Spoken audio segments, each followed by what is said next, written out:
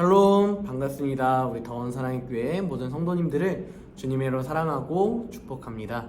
이 시간에 함께 생명의 산 말씀으로 나아갈 때 정말 우리에게 허락하시는 은혜를 기억하고 또한 그 은혜 가운데 삶을 살아내는 귀한 은혜가 우리 성도님들의 삶 가운데 있기를 간절히 축복합니다. 이 시간에 생명의 삶을 유튜브를 클릭하시고 또 찾아서 함께 묵상하시고 또한 말씀을 함께 나누시는 모든 더원사랑교회 성도님들 가운데 주님의 평안과 또한 은혜가 한 주 동안의 삶 가운데 또한 여러분들의 삶 가운데 늘 흘러넘치기를 주님으로 간절히 축복합니다. 이 시간 함께 말씀 볼 텐데요. 오늘 말씀은 창세기 25장 19절부터 34절까지의 말씀 우리 함께 보도록 하겠습니다. 우리 창세기 25장 19절부터 34절까지의 말씀 우리 함께 보도록 하겠습니다. 먼저 이 말씀이 어떠한 내용인지를 저희가 함께 요약해 보도록 하겠습니다. 이삭은 리브가와 함께 결혼하였습니다. 그런데 이 리브가가 자녀를 낳지 못하는 상황 가운데 처해집니다. 이 상황이 마치 이 아브라함과 사라의 그 삶과 굉장히 비슷해 보입니다. 이 상황에서 아브라함의 자녀를 낳지 못했던 그 상황처럼 이삭도 리브가가 자식을 낳지 못하는 그 어려운 상황 가운데에 이 이삭이 무엇을 하고 있느냐면 하나님 앞에 기도하고 있습니다. 하나님께 기도하자 하나님께서 리브가의 태를 여셨고 또한 임신할 수 있도록 하나님께서 인도하셨습니다. 그저 단순히 임신한 것뿐만 아니라 쌍둥이를 임신하게 되어서 이 태 속에 두 국민이 있다라고 하나님께서 말씀하십니다. 그런데 한 가지 생각해 보아야 할 것은 하나님께서 리브가에게 말한 이야기입니다. 그 이야기는 무엇이었냐면 큰 자가 작은 자를 섬길 거야 라고 하나님께서 리브가에게 말씀하셨다는 것이죠. 먼저 태어난 에서는요 사냥을 좋아했습니다. 하지만 에서의 발꿈치를 잡고 태어난 야곱, 이름부터 굉장히 비열하고 이 시대 문화권 안에서는 결코 이해할 수 없는 이름을 가진 이 야곱이라는 인물은요 장막에 거하면서 마치 마마보이처럼 엄마와 함께 생활하고 있습니다. 그런 삶과 함께 더불어 나타나는 것이 무엇이냐면 야곱은 굉장히 욕심이 있었던 것 같습니다. 그래서 형 에서가 가지고 있던 장자의 명분을 얻기 위하여서 팥죽을 대접하는 그 상황 속에서 이 팥죽 한 그릇을 형에게 줄 테니 나에게 장자의 권한을 주십시오 라고 이야기하는 내용까지도 등장하게 되는 것이죠. 우리 함께 이 내용을 말씀을 읽어보며 함께 묵상하도록 하겠습니다. 창세기 25장 19절부터 34절까지의 말씀 우리 함께 읽겠습니다. 아브라함의 아들 이삭의 족보는 이러하니라. 아브라함이 이삭을 낳았고 이삭은 40세에 리브가를 맞이하여 아내를 삼았으니 리브가는 밧단 아람의 아람 족속 중 부두엘의 딸이요 아람 족속 중 라반의 누이였더라. 이삭이 그의 아내가 임신하지 못하므로 그를 위하여 여호와께 간구하매 여호와께서 그의 간구를 들으셨으므로 그의 아내 리브가가 임신하였더니 그 아들들이 그의 태 속에서 서로 싸우는지라. 그가 이르되 이럴 경우에는 내가 어찌할꼬 하고 가서 여호와께 묻자온대 여호와께서 그에게 이르시되 두 국민이 내 세중에 있구나. 두 민족이 내 복중에서부터 나누이리라. 이 족속이 저 족속보다 강하겠고 큰 자가 어린 자를 섬기리라 하셨더라. 그 해산 기한이 찬즉 태에 쌍둥이가 있었는데 먼저 나온 자는 붉고 전신이 털옷 같아서 이름을 에서라 하였고 후에 나온 아우는 손으로 에서의 발꿈치를 잡았으므로 그 이름을 야곱이라 하였으며 리브가가 그들을 낳을 때에 이삭이 60세였더라. 그 아이들이 장성함에 에서는 익숙한 사냥꾼이었으므로 들사람이 되고 야곱은 조용한 사람이었으므로 장막에 거주하니 이삭은 에서가 사냥한 고기를 좋아하므로 그를 사랑하고 리브가는 야곱을 사랑하였더라. 야곱이 죽을 쑤었더니 에서가 들에서 돌아와서 심히 피곤하여 야곱에게 이르되 내가 피곤하니 그 붉은 것을 내게 먹게 하라 한지라. 그러므로 에서의 별명은 에돔이더라. 야곱이 이르되 형의 장자의 명분을 오늘 내게 팔라. 에서가 이르되 내가 죽게 되었으니 이 장자의 명분이 내게 무엇이 유익하리요. 야곱이 이르되 오늘 내게 맹세하라. 에서가 맹세하고 장자의 명분을 야곱에게 판지라. 야곱이 떡과 팥죽을 에서에게 주매 에서가 먹으며 마시고 일어나 갔으니 에서가 장자의 명분을 가볍게 여김이었더라. 아멘. 네, 오늘 말씀에서 우리가 함께 살펴보았던 것처럼 이삭과 리브가 자녀를 갖지 못하는 리브가의 모습이 나오고 또한 야곱과 에서의 모습이 등장하고 있습니다. 여러분, 우리가 이 리브가의 상황을 또한 이삭의 상황을 우리와 함께 살펴볼 필요가 있는데요. 여러분, 이삭은 리브가가 자녀를 갖지 못하는 상황 가운데 기도하였습니다. 여러분, 이 기도하는 과정 가운데 신기한 것은 무엇이냐면요, 20절 말씀에 보니까 이삭은 40세에 리브가를 맞이하여 아내를 삼았으니 라고 되어 있습니다. 40세에 결혼하였습니다.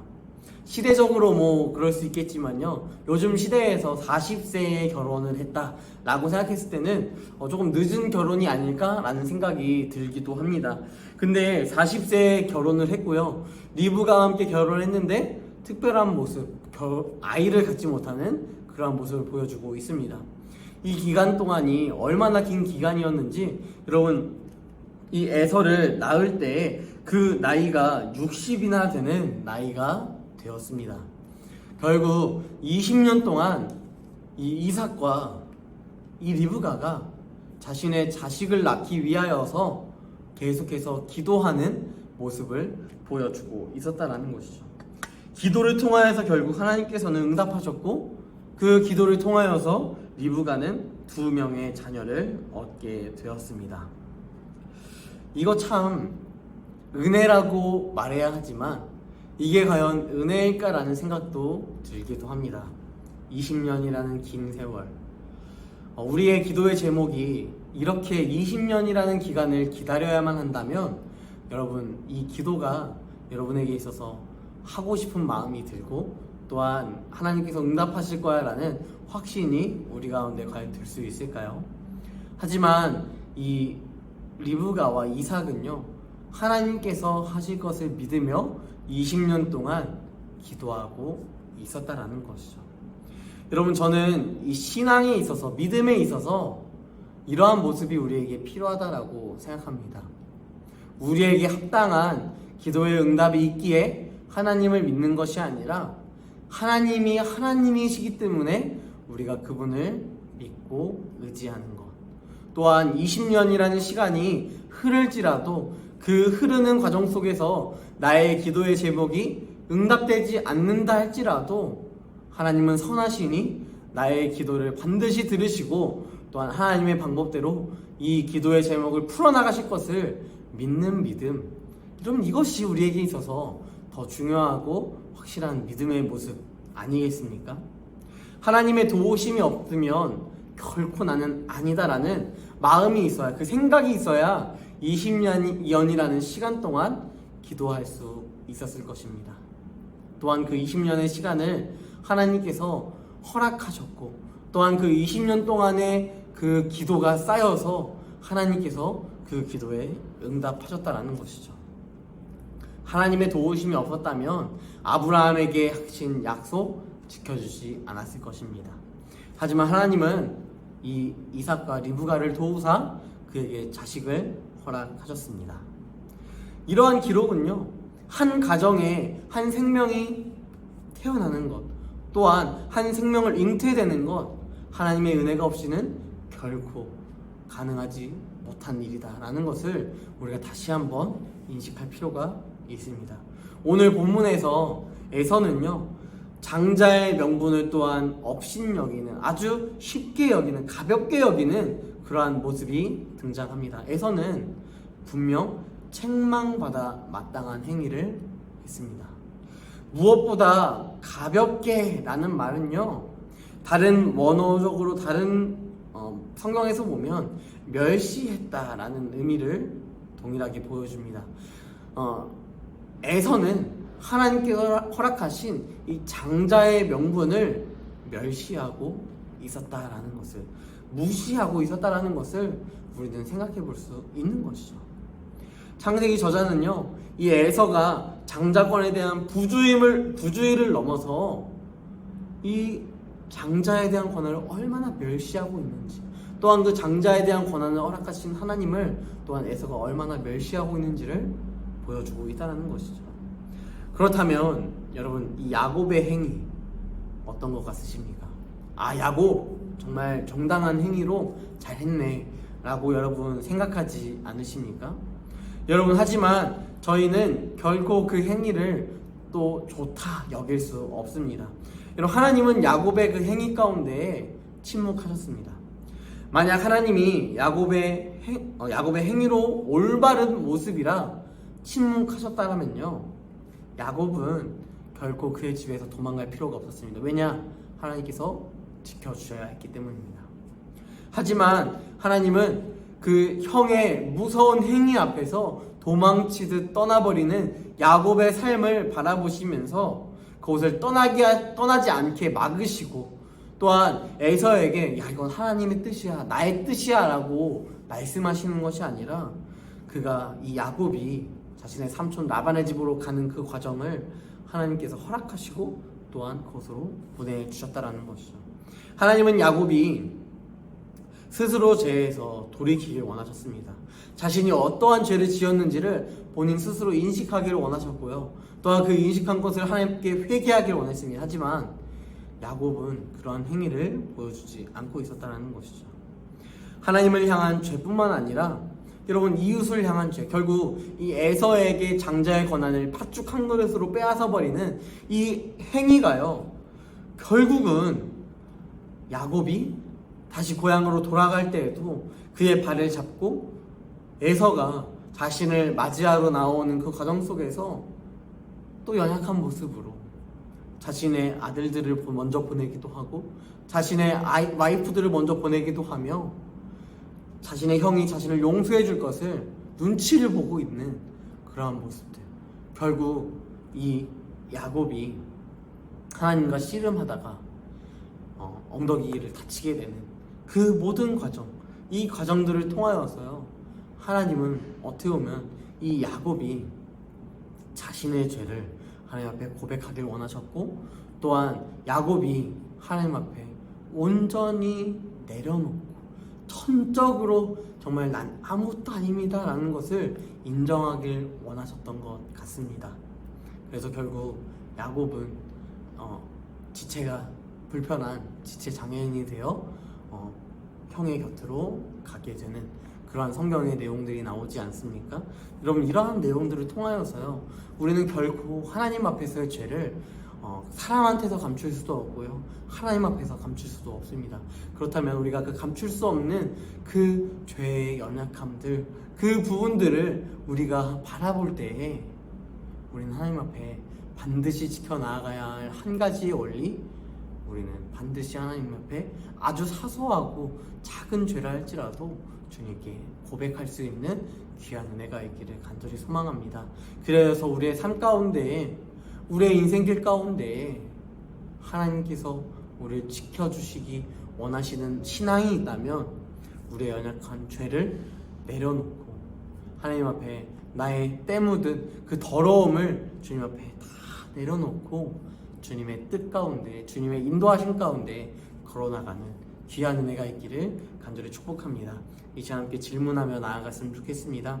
하나님이 주신 선물 중에 내가 소중하게 여기지 않았던 것은 여러분 무엇입니까? 하나님은 우리에게 예수를 믿고 그 믿음 신앙으로 살아갈 때 우리에게 허락하시는 은사들이 다 있을 것입니다. 하나님이 또한 우리에게 공급하시는 선물이 있을 것입니다. 가장 큰 선물은 무엇입니까? 구원이죠. 가장 큰 선물은 무엇입니까? 은혜죠. 여러분, 이것뿐만 아니라 하나님께서 우리에게 참 많은 것들을 허락하시고 또한 선물로 공급해 주십니다. 왜냐?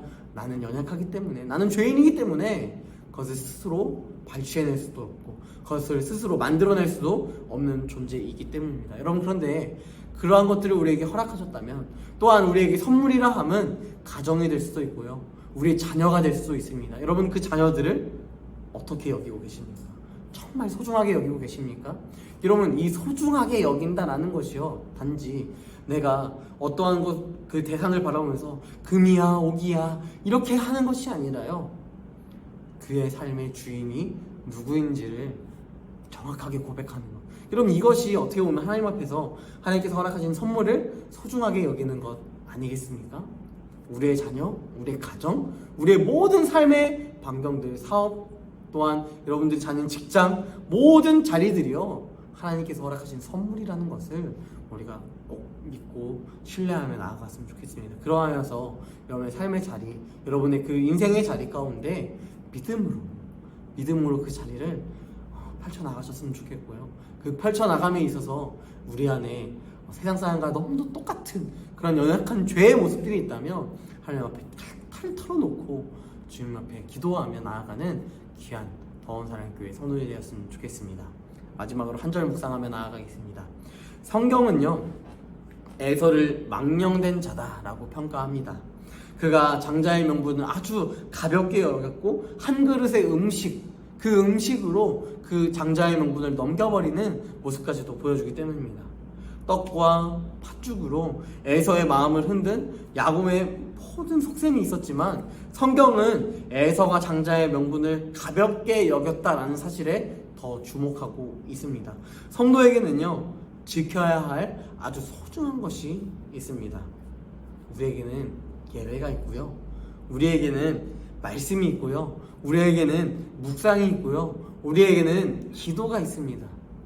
여러분, 이것을 우리가 이 영적 유산으로 인정하고 또한 우리 다음 세대에게 넘기는 은혜가 우리 가운데 있어야 한다는 것이죠. 에서의 길을 걷지 않으려면요, 우리는 우리의 이 자녀들, 우리의 직장, 우리의 가정, 이런 것들을 바라보면서 우리가 확 붙잡고 살아가는 것이 아니라, 이것도 하나님께서 허락하신 것이지 라는 것을 인정하는 것, 또한 그 인정함 앞에서 나는 아무것도 아니다 라는 고백을 우리가 먼저 스스로 하며 살아가는 귀한 은혜가 있었으면 좋겠습니다.